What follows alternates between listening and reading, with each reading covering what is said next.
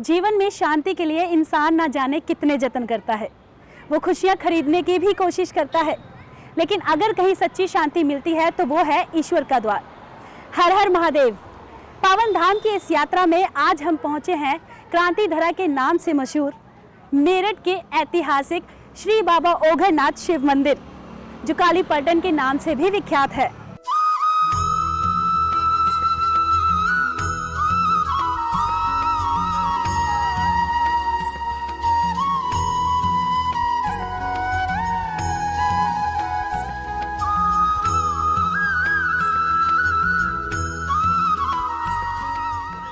इस मंदिर में 3 मुख्य दरबार हैं। संगमरमर से बना भोले भंडारी का दरबार, राधा कृष्ण की मनमोहक मूर्तियां और दुर्गा माँ का सच्चा दरबार। सफ़ेद संगमरमर से बने इस मंदिर में हर रोज़ अनगिनत श्रद्धालु आकर अपना शीश नवाते हैं और अपनी झोलियां भरकर यहाँ से जाते हैं। तो चलिए हम भी दर्शन करते हैं असीम मान्यता वाले इस भव्य मंदिर के।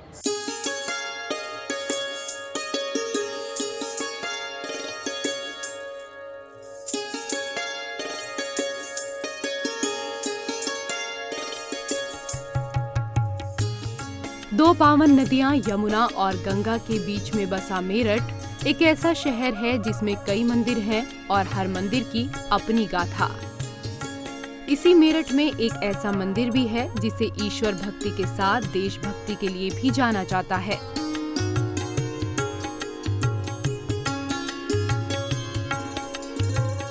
एक ऐसा मंदिर जहां से प्रथम स्वतंत्रता संग्राम की शुरुआत हुई। मेरठ में बने प्राचीन सिद्धपीठ श्री बाबा ओघरनाथ शिव मंदिर की खूबसूरती मन को छूने वाली है।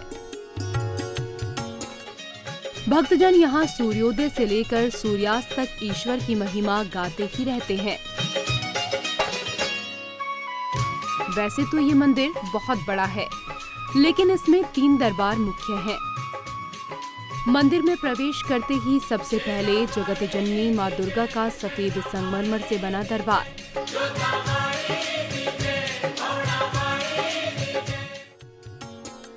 उसके बाद देवों के देव महादेव का दरबार। इस दरबार में स्वयंभू शिवलिंग भी विराजमान है।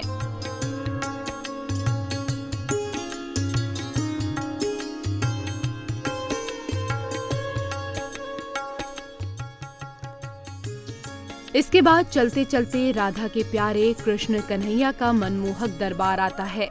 हाँ, प्रातः आरती होती है, 4 बजे मंदिर खुलता है, उसके श्रृंगार होता है, उसके बाद मुकुट वगैरह लगा करके फिर धुलाई सफाई होती है, फिर आरती होती है। आरती के बाद खोल दिए जाते हैं।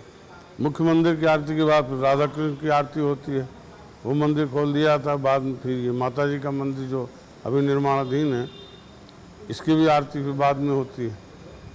तो दोपहर को सब बंद हो जाते हैं।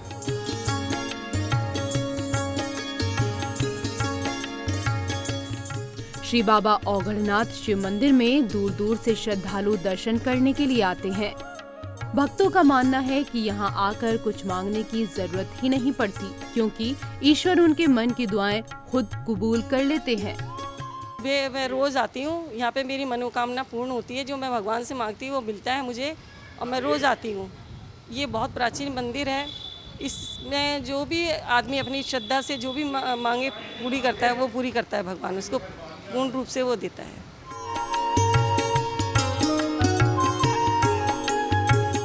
बच्चे हों, बुजुर्ग या महिलाएं, हर कोई यहाँ आकर ईश्वर की भक्ति में लीन हो जाता है।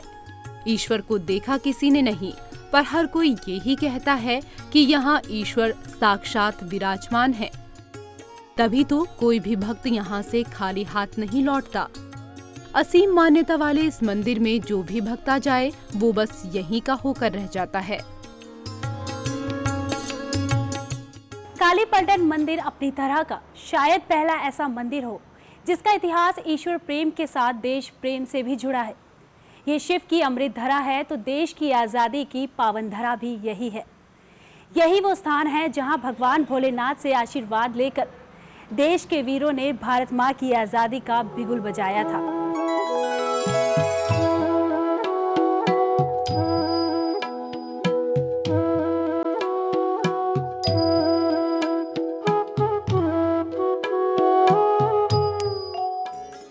मेरठ में बने श्री बाबा औघड़नाथ शिव मंदिर से ही देश की आजादी की शुरुआत हुई थी, इसलिए ये मंदिर काली पलटन के नाम से भी मशहूर है। इसी मंदिर में देश के वीरों ने भगवान शिव शंभु से आशीर्वाद लेकर भारत माँ की आजादी के लिए जंग शुरू की थी। इसीलिए ये जगह क्रांति धरा के नाम से भी जानी जाती है। काली पलटन मंदिर से 1857 की क्रांति की शुरुआत हुई थी। जो आप कुआं देख रहे हैं सामने स्मारक बना हुआ है, इसके नीचे कुआं है। सन 1857 की लड़ाई क्रांति जिसको कहते हैं, इसी कुएं से आरंभ हुई थी, क्योंकि यही पानी पीने को लेकर विवाद हुआ था। मंदिर प्रसिद्धि का मुख्य स्थान जो है ये शहीद स्मारक है, जहाँ से आरंभ हुआ था। और ये स्वयंभू शिवलिंग है, ये अपने आप में किसी के द्वारा स्थापित नहीं, इन्हें ऐसे ही प्राप्त किया गया था। बस साफ ओप करके पहले तारों की बाढ़, उसके बाद फिर इनका दायरा बढ़ता गया, जहाँ आप विशाल मंदिर देख रहे हैं। भारत के प्रथम स्वतंत्रता संग्राम के दौरान इस्तेमाल होने वाले कारतूस में गाय की चर्बी लगी होती थी, जिसे सिपाही मुंह से खोलते थे। इसी कारण से मंदिर के पुजारी ने उन जवानों को मंदिर में पानी पिलाने से मना कर दिया। ऐसे में पुजारी की बात सेना के जवानों को लग गई और उत्तेजित होकर उन्होंने 10 मई 1857 को यहाँ क्रांति का बिगुल बजा दिया। जानकार बताते हैं कि इस औघड़नाथ शिव मंदिर में बने कुएं पर सेना के जवान आकर पानी पिया करते थे। ये कुआं आज भी इस मंदिर में मौजूद है। इस कुएं पर अब प्रथम स्वतंत्रता संग्राम के शहीद हुए सैनिकों के नाम का स्मारक भी बनाया गया है, जहां हर साल 10 मई को स्वतंत्रता सेनानी एकत्रित होकर शहीदों को नमन करते हैं और पुष्पांजलि अर्पित करते हैं। इस मंदिर के इतिहास की तरह ही इसकी बनावट मन को मोह लेती है। इसके गगनचुंबी कलश भक्त को कुछ ऐसा एहसास कराते हैं कि मानो इनको निहारते हुए उसका भगवान शिव से साक्षात मिलन हो जाता है।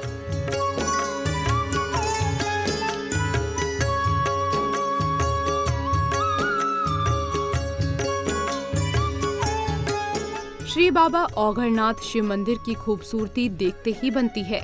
सफेद संगमरमर से बने इस काली पलटन मंदिर में प्रवेश करते ही मन को अनंत सुख का अनुभव होता है। मेन रोड पर बने संगमरमर के इस मंदिर में जब सूरज की पहली किरण पड़ती है तो एहसास होता है मानो भक्त को साक्षात स्वर्ग के दर्शन हो गए। मेरठ में बने इस मंदिर को बहुत ही सुंदर ढंग से सजाया और संवारा गया है।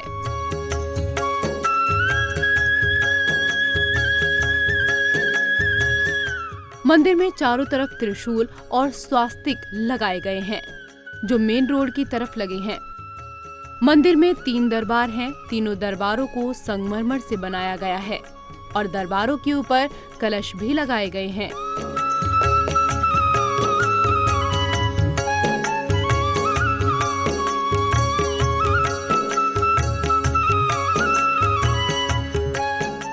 आकाश को छूते कलश को देखकर ऐसा प्रतीत होता है कि इसको देखते हुए भक्त सीधा ईश्वर से अपने दिल की मुरादों को मांगते हों।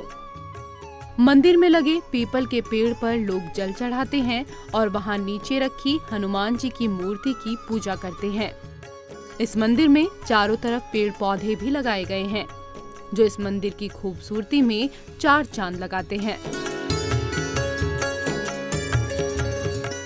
श्री बाबा औघड़नाथ शिव मंदिर में भगवान भोलेनाथ के दर्शन के लिए जो कोई भी आता है, उसकी सारी मनोकामनाएं देवों के देव महादेव जरूर पूरी करते हैं। इसलिए सुबह हो या शाम, हर वक्त यह भक्तों की लंबी कतारें लगी रहती हैं।